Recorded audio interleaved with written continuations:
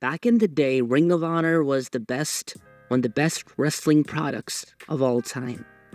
But now, it's such a shell of itself. Let's look back at Ring of Honor.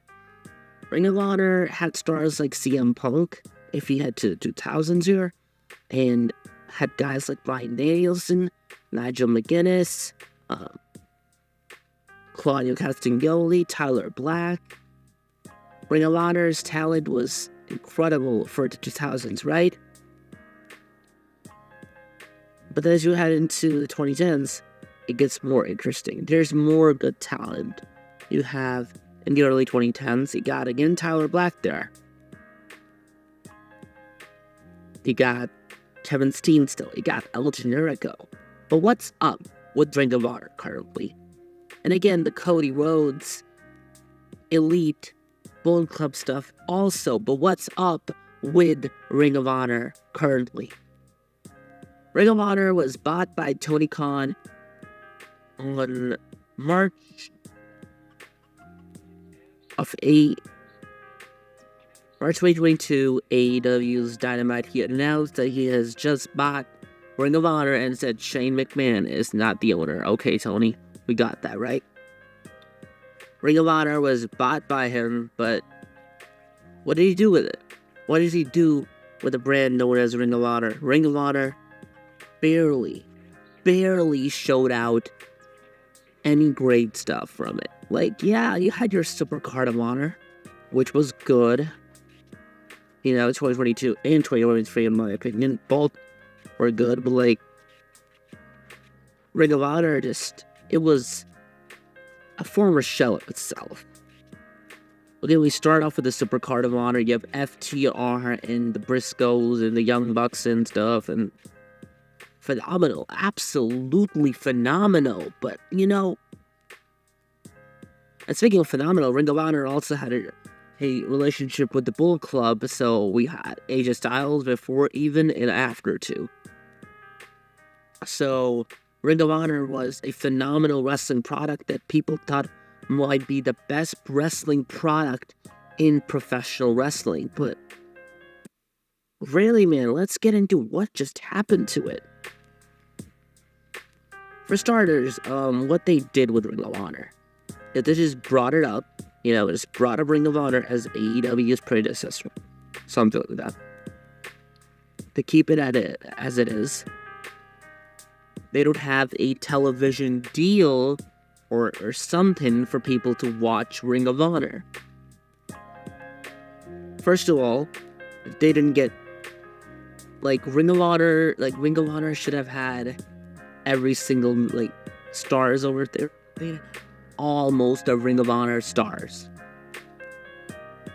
Ring of Honor, there was a way to bring the Ring of Honor in between. The way was, because they had CM Punk at that time, they made this mistake. They should have had brought the Ring of Honor OGs in there. Obviously, you can get Tyler Black. Obviously, you can get Kevin Steen. Obviously, you can get El Generico, but because he is an orphan now, But you could bring in a replacement of Tyler Black. You can bring Jon Moxley. You can bring who else is there? Claudio was already there. You could put CM Punk, Bryan Danielson. They did not showcase them to help Ring of Honor. You should have brought the talent of the OG in there, and then mix it up together to show that, oh, this is the talent. What WWE should have done with ECW, but still, But they did do that, and just brought up Ring of Honor, put Claudio in, put Jonathan Gresham, and made him champion. And Ring of Honor Dishonor. Ring of Honor Dishonor, I call that? Yeah, I think. Before Dishonor something. I don't know, their names are kind of wild. So Ring of Honor was kind of already dead. And wrestling in general has obviously really improved, but if you talk about the path of Ring of Honor, what is it built on? What is it?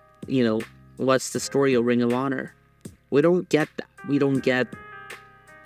Ring of Honor has just become a damn shell of itself, and I just have told you what they should have done, but they made mistakes, man. No build-up talent. Nothing. So fight each other and expect us to like it. You know what would have they done?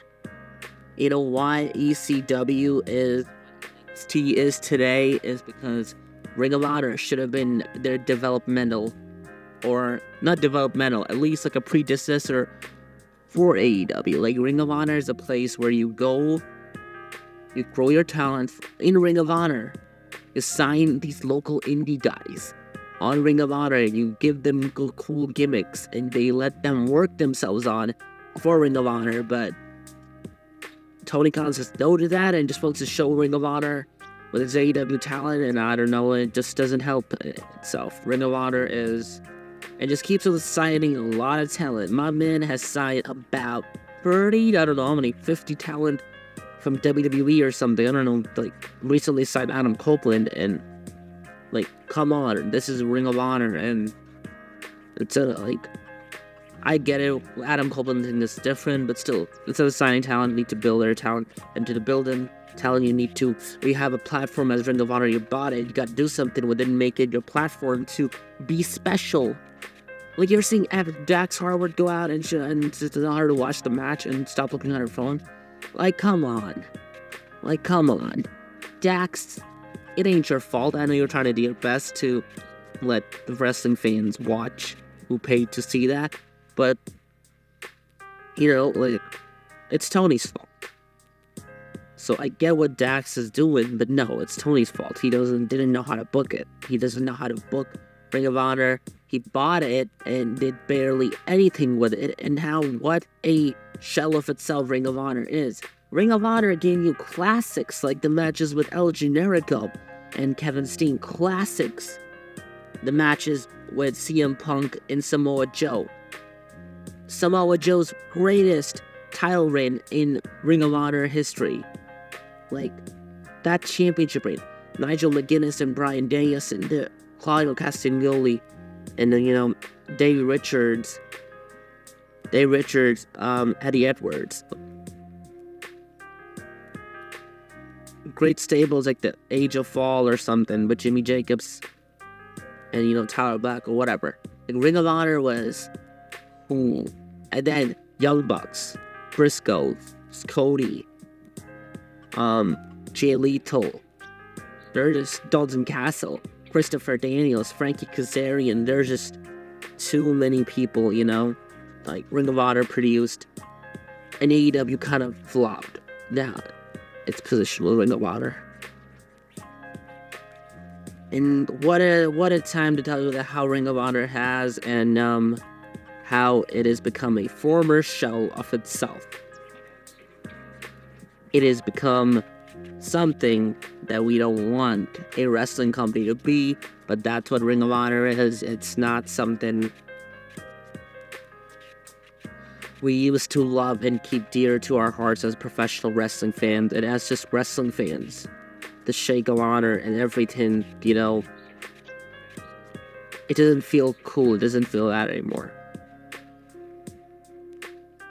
So, and by God, man, TNA is still alive. TNA is living and alive and doing so much better. And